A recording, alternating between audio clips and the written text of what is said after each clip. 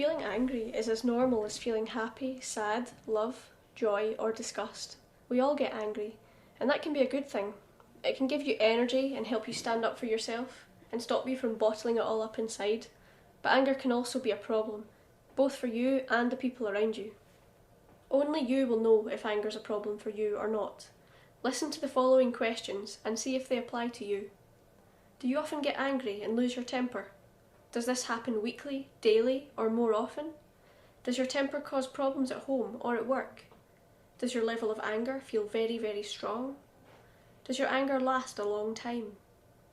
Do little things that don't annoy others really get to you? Do you feel unable to do other things because you get so angry? Does your anger often lead to violence? Do you cause harm to yourself or others when angry? Do others complain about your temper? Do others sometimes seem scared of you? If you've said yes to some or all of these questions, then anger might be a problem for you. Ask someone close to you if they think your anger is a problem, but be prepared for their response. The first step in dealing with anger is to find out a little bit more about it. Anger is the result of how you react to things or events that happen around you. Your nature and what you think and feel affects how you react or behave when you're angry. Have a think about these and see if they apply to you. Events can trigger angry feelings, hassles, things that annoy you or get in the way of you doing what you want to do. Abuse might trigger angry feelings, like being teased, put down, pushed, kicked, punched, or spat at. If you or someone else is not being treated fairly, you may experience anger. People deal with events that happen in their own way. You'll get wound up by things that may not get to others. Your nature is whether you're more hot-headed or have a quick temper, or if you're more laid back or calm. Your nature tends to be stable throughout your life.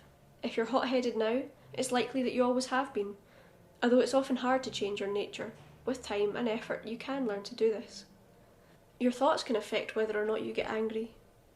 If you care more about something, it's more likely that you could become angry about it, or if you take things to heart. When some things happen, you may think that people are trying to get at you, when perhaps they're not really. Maybe you're jumping to conclusions too quickly. Maybe you've not seen the bigger picture. Taking things to heart like this can make you more angry. And your self-talk plays a big part in whether you get angry or not. Thinking things like, I'm going to tell him where he can stick it, I'm not taking this anymore, next time that guy gets it. Why doesn't she just get off my back? This kind of self-talk will add fuel to the fire. It can make you more angry and make your anger last longer. You'll notice changes in your body when you're angry, such as an adrenaline rush. We've all felt this before. It's that feeling of tension before something big, exciting, or risky happens. Adrenaline causes that feeling of red mist when you lose your temper. You become pumped up and ready for action. Your heart beats faster, blood pressure goes up, muscles become more tense, breathing becomes faster. You might become hot, sweaty, and flushed. Or you might feel tense. Angry feelings often result from tension that builds up over time. When you feel strung out and tense, there's more chance that you'll get angry. Being tensed up makes you more likely to overreact. Being moody, cross, or crabbit can set you up for anger. Being depressed can also have a big say in how angry you feel. People who are depressed are more likely to feel bad-tempered or be stressed. Maybe you, or others, think you have lost your sense of humour. Maybe you take things too seriously. These things can make it more likely that anger will be a problem. Also, what you do with your anger is important. You might get aggressive. Some people deal with their angry feelings by kicking, screaming, shouting, punching, throwing objects, or threatening others. When you get aggressive with someone, this can lead to them getting aggressive with you. The whole process can quickly spiral. Anger fuels anger, and it takes two to tango. A fight needs two people to feel it, so if you can, just walk away and things will calm down. If you do nothing at all and don't express your anger, this can cause your anger to lurk around and simmer away. It can pop out at another time. You might even start to get down on yourself or think that you're weak or a failure for not having dealt with what made you angry. This can lead to low mood. You might try to block out your anger completely. Maybe you do this by drinking more or by taking drugs. Some people get so angry with themselves that they give up caring what happens to them and they start to take big risks. Others may feel that they deserve to be punished and may choose to harm themselves. Angry feelings that are not expressed can be harmful long term. So let's take a look at how you can start to deal with your angry thoughts, feelings, and your angry body. First of all, controlling angry thoughts. Know yourself. Tune into yourself and to the way you think when you're angry. Think about what has made you angry and why. Often we just react without giving it any thought. Part of anger control is knowing yourself and what makes you tick. Ask those close to you what they think. Also know others. Think about things from someone else's view. Put yourself in their shoes. How do they see it? Anger is often caused by cross wires. If you can learn to see things from someone else's view, it will help you not to get so wound up.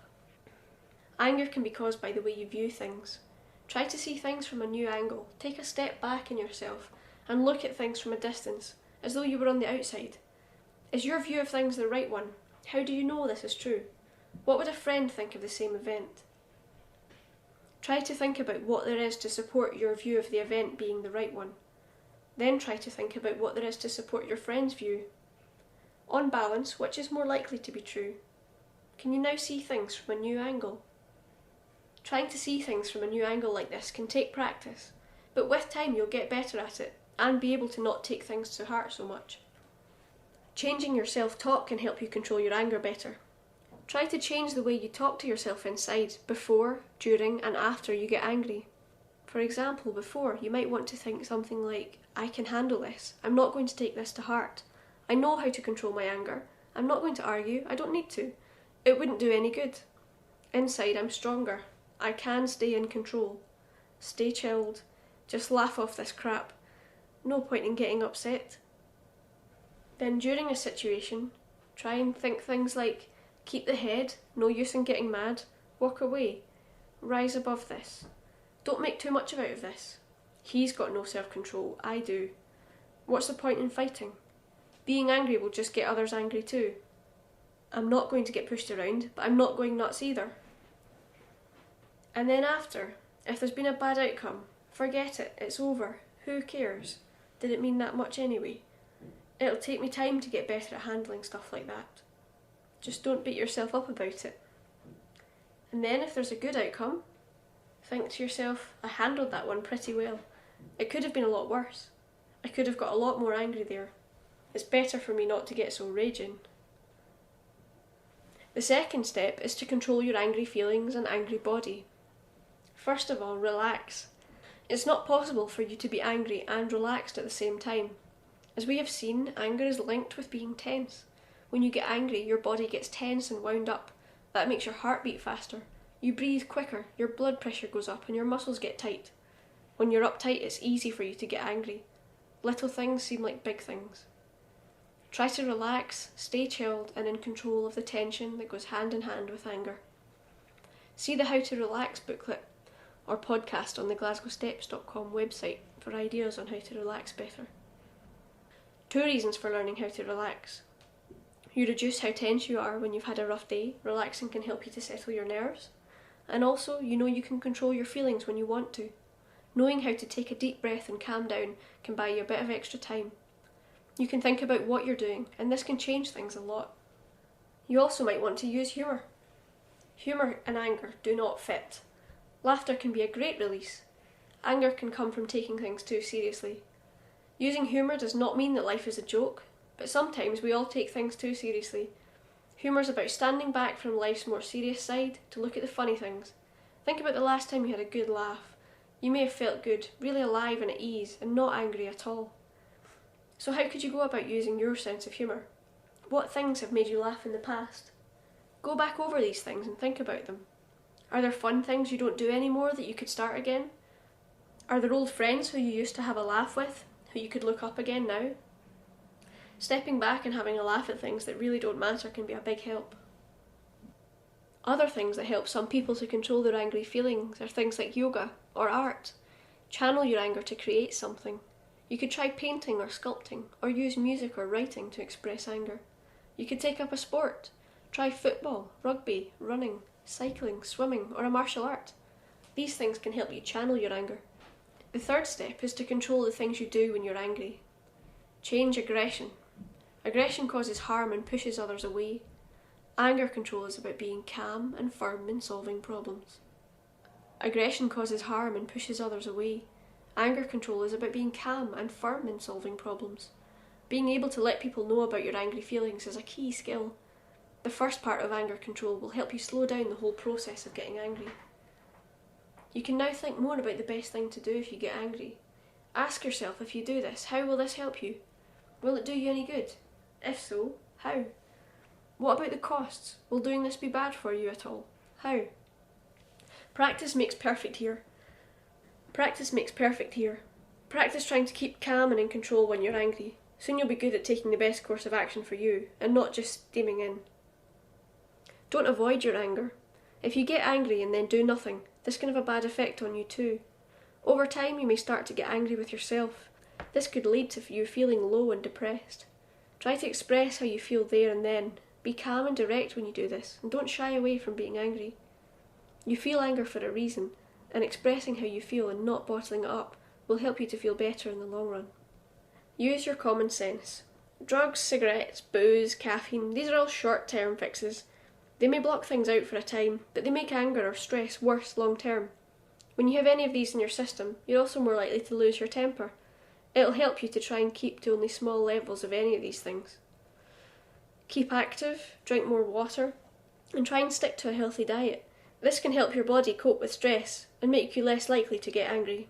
If stress is a problem for you, try to find a way of making changes. You can find out more about dealing with stress on glasgowsteps.com. Finally, change the things you do. Think about the times when you're more likely to get angry. Think about where you are and who you're with, when it is, what you're doing. Try to write some of these things down. Keep a diary for a week or so and see if there's any pattern to where, who, when and what the situation is when you get angry. Then, could you change some of these things? Would this maybe stop you from getting angry in the first place? Write down some of your ideas for how you can change the things you do to help control your anger.